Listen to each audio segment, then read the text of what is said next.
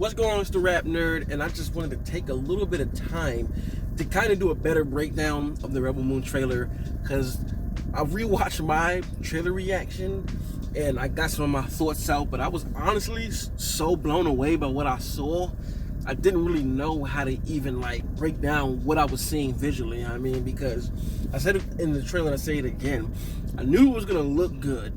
I knew it was gonna be good. Like, Zack is my favorite director, so I already know, I was expecting high, things from this trailer, but it somehow surpassed that. And I hold Zack to a high standard, and it passed that. It's incredible. And I've watched it a number of times since yesterday, so now I can kind of get into the trailer itself and why it was so damn good, man. First of all, I believe this trailer had footage from both parts, because he shot this movie as he shot it back to back in a sense, but it took place he shot it all, last year, but they broke it in two pieces, so it was like one big ass movie. And get this, right? I looked at the budget, and it pretty much cost $166 million for both films. That in itself is crazy to me, because this looks better than mad movies that are released that are heavily VFX films in the past couple of years that all cost north of $150 million. And we're getting two films for the price of one. It's fucking nuts. So I gotta put that out there first. I don't know how Zack is able to do this. Well, pieces of it, I know how he can shoot so much, because if you watch him, right, Zack has been a teacher to me as an up-and-coming filmmaker myself. He plans out so much of the film that it allows him to shoot so much in a short period of time. I think he shot this film in about, was it five or 6 months, I believe?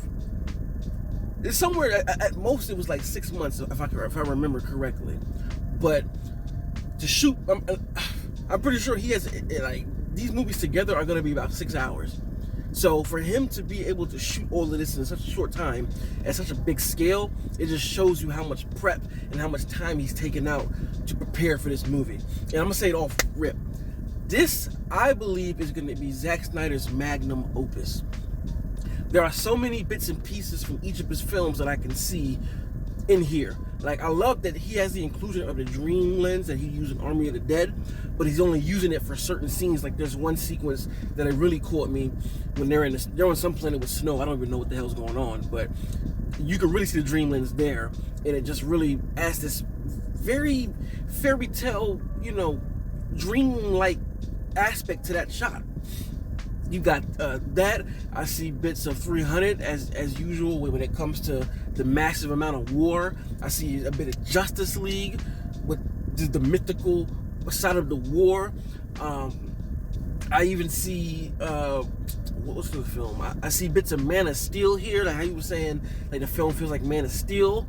I see Batman versus Superman with the political, hell, Watchmen 2, it seems like the film is going to be very politically heavy as far as space warfare and the politics of the universe. I see all of that here. I think the only film I may not see a bunch in may be Dawn of the Dead, because I feel like Dawn of the Dead was just a different type of movie. It was raw. But even then, I feel like this film has the rawness that Dawn of the Dead had. I feel like when you just talk about straight up visual grit and just raw balls to the wall, just intensity, I feel like Dawn of the Dead is that movie for him, which is my favorite zombie movie, period. So you see all of these films in here, in this one movie, and I'm just so excited to see him get this work done with his own original IP at that. That says even more. This isn't based off of anything. This is him coming up with an idea. It was based off of Star Wars. He initially had it as a pitch to Star Wars, right? But for him to just kind of recreate things and make his own lore, his own rules, his own everything, he's not held back. He's not under any constraint. He's just let loose to do what Zack does, and we are about to get something crazy. Again, I love the world building in this. I don't even know how many different worlds we've seen, but there's a lot going on, and I love it. Zack, to me, is one of those dudes that he does put a lot into his movies. Sometimes it's a bit overstuffed. I've heard that from people, he overstuffs films, but for a nigga like me, I love that kind of stuff. Give me what you can, because one thing about Zack is you know for a fact that he put his all into the film. There's no stone unturned. You know that he put everything into the movie. If it's too much for you, I get it, but I enjoy it. I like having bits and pieces of things here and there that I can constantly rewatch and be like, oh, that was here, and all of this mythical world building is just crazy, man. So from what I gathered from the story, it looks like, and I'm not basing anything off of what's been said, because Zack has an article where he kind of goes through how everything is. I'm not basing anything off of that because I didn't really read it because I didn't want to know that much.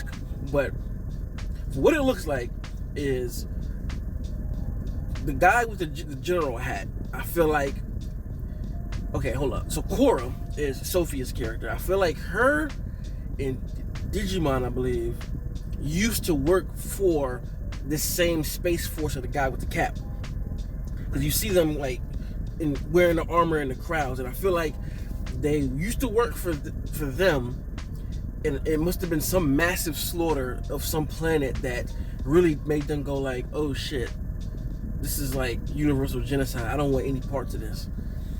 And that's in the past. And it seems like they escaped from them and they're on the other helping side. And for whatever reason, this force, I don't know the names of the stuff, but the guys with the caps, they're going planet to planet just stealing shit and erasing, civilizations and all of this stuff. And Korra is against it, and she wants to, the fact it's called Rebel Moon. They're rebels going against what's going on, and she's rounding up a crew of different people to help fight them. Now, I feel like the first movie is going to be the roundup, and of course I feel like there's going to be action in it and action heavy, but I feel like part 2 is going to be the war film, where it's just like all out war. We've collected everybody, we're planning, and we're taking these motherfuckers to war, and shit is going to go crazy. I definitely see that here, and I'm glad that they're releasing like this. We get one at the end of the year, and we get the other one in April. I think it's a genius plan, like it's genius. And I said this in my initial reaction, that what I really also like is, and didn't expect, is how mythical the movie is, right? Like, there's a difference between space mythical and then there's like fantasy mythical. Like, it feels like a equal balance of both of those things, and I don't think I've ever seen both of those married so close knit like this. Like you have your, I guess, your mythical / medieval like story here with the kings and the queens, and people being appointed here and there as this position. Like, you see the medieval politics of it all, and then you have the mythology part of it, where you have like these giant birds. Like, that still threw me off. Like, I'm like, when you see my reaction when they showed a bird, I'm like, whoa, wait, what? Because I was not expecting that type of like sci-fi fantasy with a space movie like this. I've never seen the two like intertwined. Like, of course, and again, I feel like there's a difference between these space creatures and aliens being in the world, right? Like the spider creature, like that's something I expected to see from a world like this, but I did not expect to see a fucking griffin mixed in a mix with this. Like, a griffin, that's not something that's really associated with like space sci-fi movies. Like that's its own shit. Like in fantasy films like Harry Potter or Lord of the Rings, like I don't see the two like coming together like this. So it makes me really even more excited to see that there are going to be elements of like high fantasy fused with this high-tech sci-fi world, because like you don't see the two like that. So that really made me excited. Like, this motherfucker had a black griffin, and then there was a white griffin earlier in the flashback. Like, that's nuts to me. Like, what?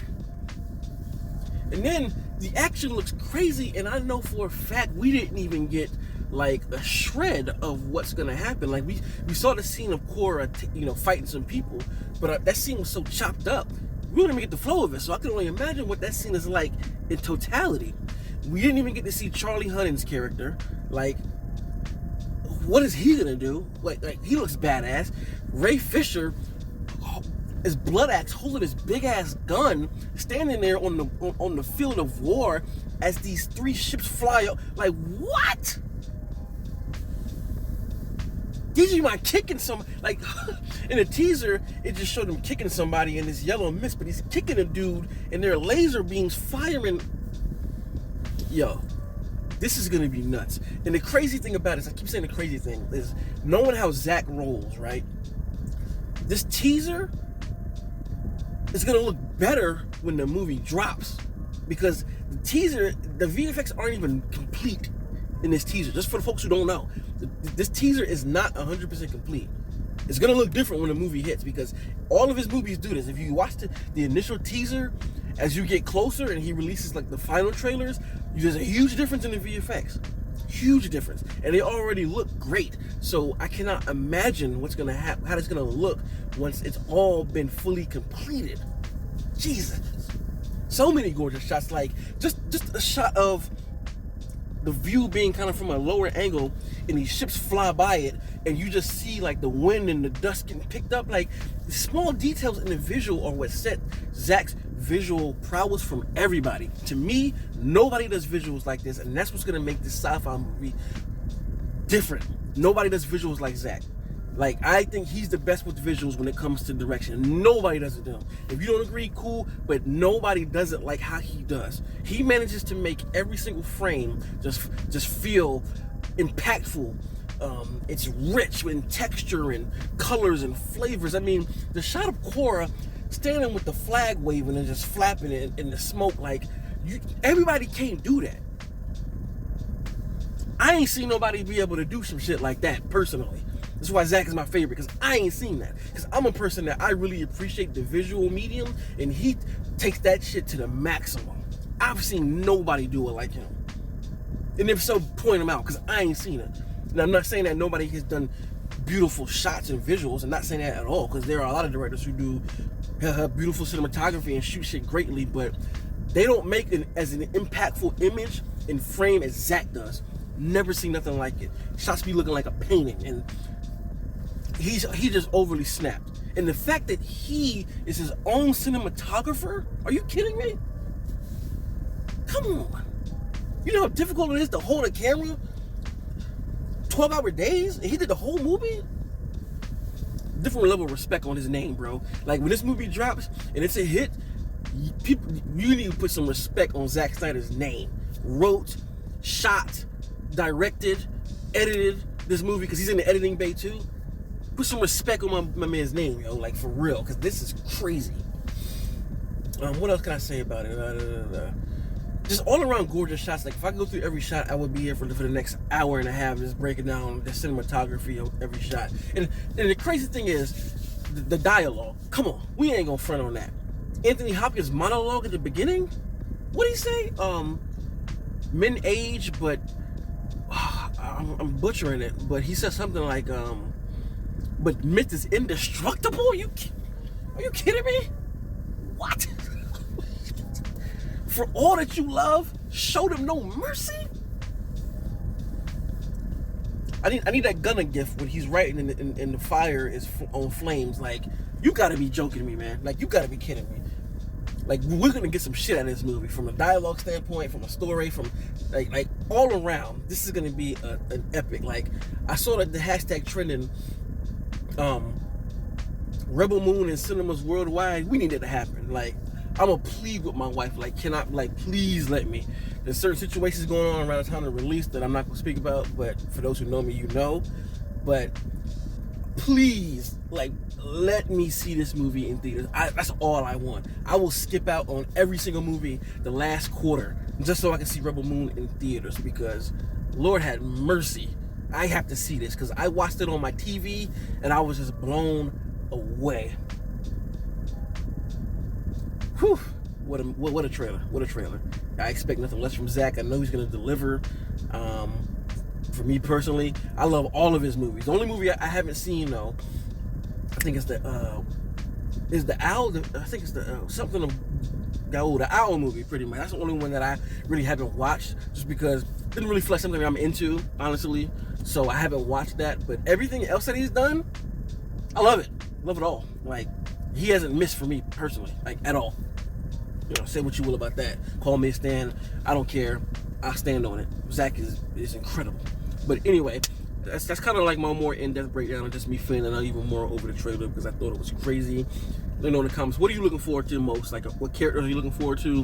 What scenes? What story? What do you think the story is about? If you don't think that what I said summed it up, so let me know. We're here to fan out about the trailer. And if you like this kind of content, make sure to like and subscribe. And until next time, peace. RapNerd Productions, no capping, that's word to mommy.